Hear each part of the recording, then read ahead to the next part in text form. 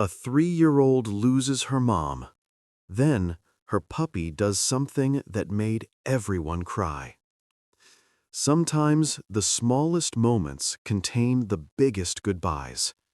What you're about to hear is a story about a child, a dog, and a promise that would change everything. I guarantee you won't look at your loved ones the same way after this. Stay with me until the end. You'll understand why. The afternoon light filters through the living room windows, casting soft shadows across the carpet where a little girl sits, barefoot and crying. Her small frame shakes with sobs that seem too big for her body. She wears a gray sweatshirt with a rainbow on it, a cheerful contrast to the tears streaming down her flushed cheeks. Her hands rest limply in her lap, palms up, as if she's just dropped something precious. Beside her sits Bailey, a golden retriever puppy with fur the color of honey. The dog leans in close, her wet nose gently touching the child's face. It's not playful, it's deliberate, instinctive, ancient.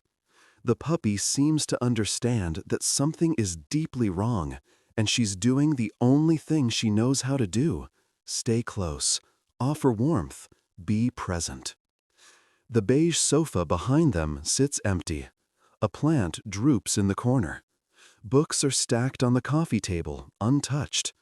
The house is clean but hollow, as if waiting for someone who won't return. This is the moment when 3-year-old Emma Carson learns what it means to lose someone forever. Emma's mother, Sarah, had always wanted a dog. As a child, she'd begged her parents for one, but they'd always said no. Too much work, too much mess. When she became a mother herself, she made a promise. Her daughter would grow up with a dog, a companion, a friend who would never judge, never leave, never stop loving. Every child deserves that kind of love, Sarah told her husband, Michael, one evening as they browsed rescue websites. Michael was hesitant. "We've got our hands full with Emma. Are you sure?" Sarah smiled, that determined smile he'd fallen in love with years ago. "I'm sure. Besides, I won't be here forever. I want to make sure she has someone." The words were meant to be philosophical, existential, the kind of thing people say when they're thinking about the distant future. Neither of them knew how soon forever would end. They found Bailey at a local shelter, a gangly 8-week-old puppy with oversized paws and eyes full of mischief. Emma squealed when she saw her, and Bailey bounded over, tail wagging so hard her entire body wiggled. Sarah knelt down between her daughter and the puppy, wrapping her arms around both of them. "She's perfect," Sarah whispered. Michael took a photo on his phone. Sarah and Emma, laughing, as Bailey licked their faces. He didn't know it then, but it would become one of his most treasured possessions. 3 months later, Sarah collapsed at work. A headache that wouldn't go away. Dizziness. Confusion. By the time Michael got her to the hospital, the doctors were already using words like aggressive and inoperable. Glioblastoma, stage 4. 6 months, maybe less. Sarah was 32 years old. She didn't cry when they told her. She just nodded slowly, then asked the doctor to give her a moment alone. When Michael came back into the room, she was staring out the window, her jaw set. "I need to make the most of the time I have," she said. "No hospitals unless absolutely necessary. I want to be home, with Emma, with you, with Bailey." Michael's voice broke. "Sarah, promise me something," she interrupted, turning to face him. Her eyes were fierce, burning with a determination he'd never seen before.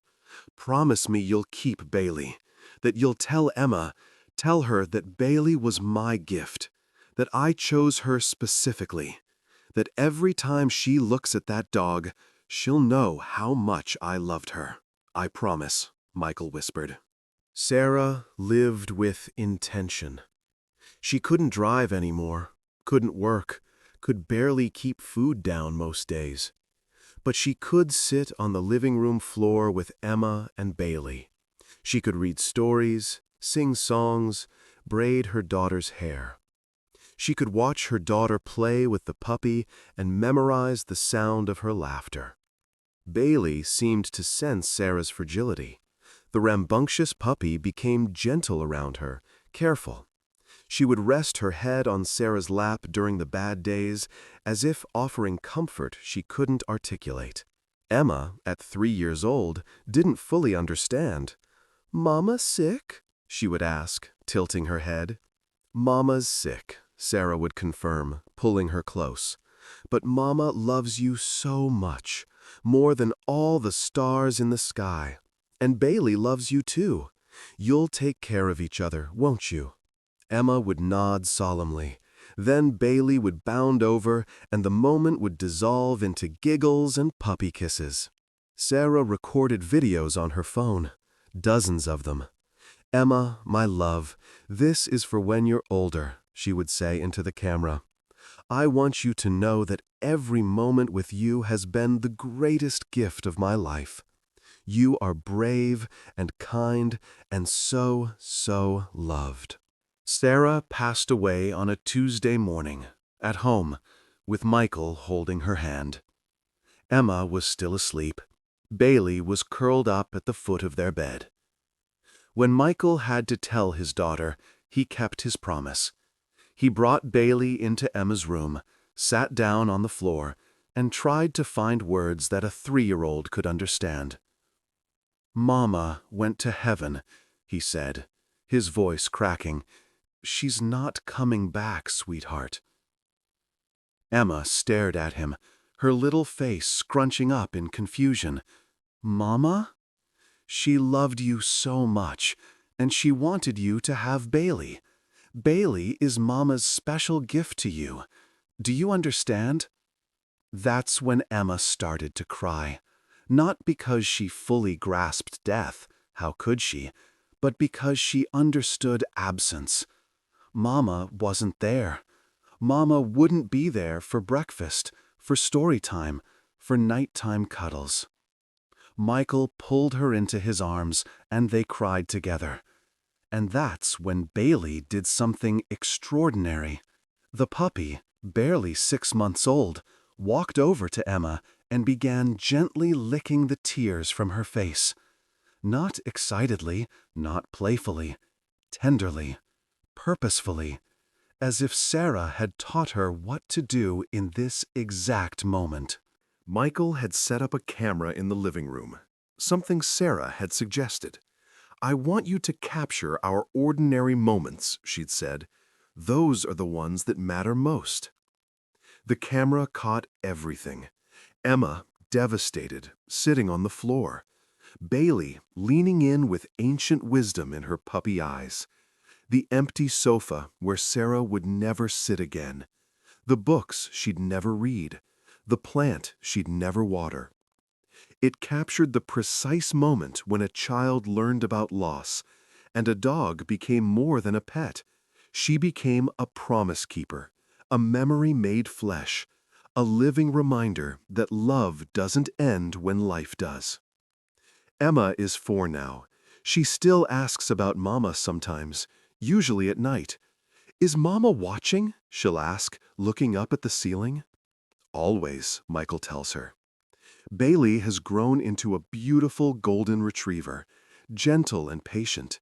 She sleeps beside Emma's bed every night. When Emma has nightmares, Bailey is there before Michael can even get up the stairs. When Emma is sad, Bailey knows. When Emma laughs, Bailey's tail wags like it's the best sound in the world. Michael plays Sarah's videos for Emma now. They watch together, Bailey between them. Emma points at the screen. "That's Mama!" "That's Mama," Michael confirms. "And she chose Bailey just for you, because she knew you'd need a best friend." Emma wraps her arms around Bailey's neck. The dog closes her eyes, content. In the kitchen, pinned to the refrigerator, is the photograph from that terrible day. Michael keeps it there, not because he enjoys the pain, but because it reminds him of what Sarah understood, that love persists, that grief is just love with nowhere to go, that sometimes the greatest gift we can give is making sure those we love aren't alone. Bailey barks softly, and Emma giggles.